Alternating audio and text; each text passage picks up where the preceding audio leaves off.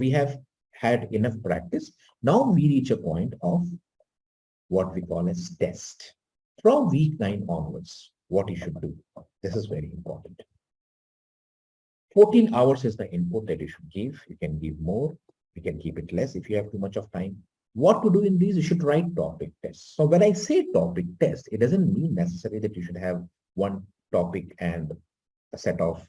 You can take every RC as one topic and you can start practicing. The idea behind topic test is that you should put time limit. Everything that you do from week 9 onwards should be within time constraint. If you're solving Parajumbles question, try to solve a set of 4 questions or 5 questions in 10 minutes. If you're solving reading comprehension, try to solve the entire RC in around 10 minutes so that you maintain that time thing. Timing is very important. You need to test your test-taking skills, right? So how many questions to practice? Since there are not many topics, you should take one RC as one topic and practice these RCs with time limit. You can do this for the VA part as well. How many sectional tests to write? At least one section. So what you can do is from week 9 onwards. Now, week 9 doesn't necessarily mean that if you start your preparation from the month of December, from the month of February, you start writing section, topic test or section test. No need. You can do some more practicing because you have more time.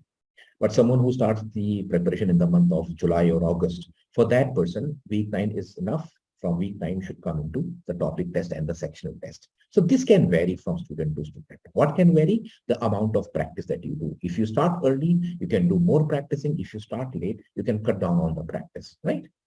So what happens from the 9th week onwards? You start writing the topic test and the sectional test, right? I have given you the number of hours. And what do I mean by topic test? You should take it under strict time limit just to check where you stand.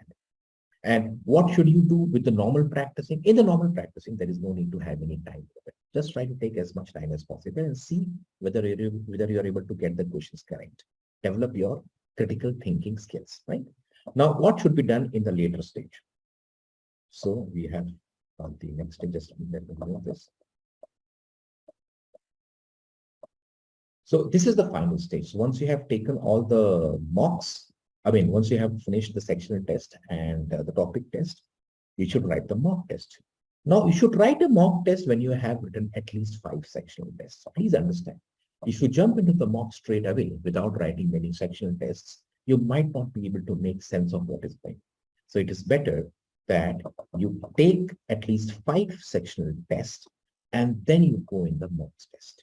Between mocks, you should write sectional tests to fine-tune your question selection skills. Why do you write a sectional test? So that you can take, you can develop your question selection skills. Which question to solve, which question to leave. And if you feel that you are weak in a certain topic, you should practice. So I told you at the start that you did not practice all the questions in one go.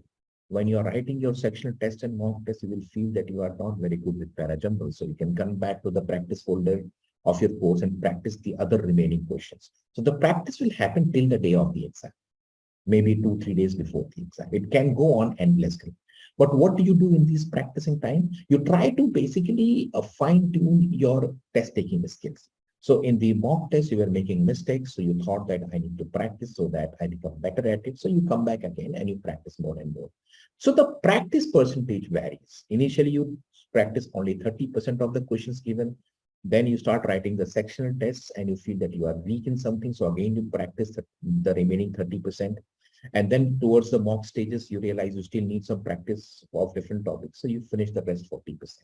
That is how you break down the practicing of the questions, right? And where do you find the topic test and the sectional test? The topic test and the sectional test can be found here. So just a moment, let me just open it. Here you will find the topic test and the section. The course has topic tests as well as sectional tests, and they are there towards the end. So I'll scroll it down here for you. This is that.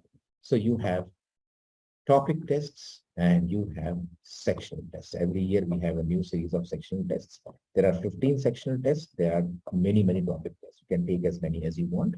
What do we have in this? We have critical reasoning and RCs because the other topics are there in the other filters. So this is the way to practice and this is the way to plan your prep. So keep it in stages, take one step at a time. There is no need to rush. This is the best way to prepare for CAT VARC. Simple, smooth, and very efficient. So this is how you have to use the VARC course. And if you're using any other course, you can also refer to this kind of preparation plan, provided that these things are there. Thanks a lot for watching and best wishes for CAT.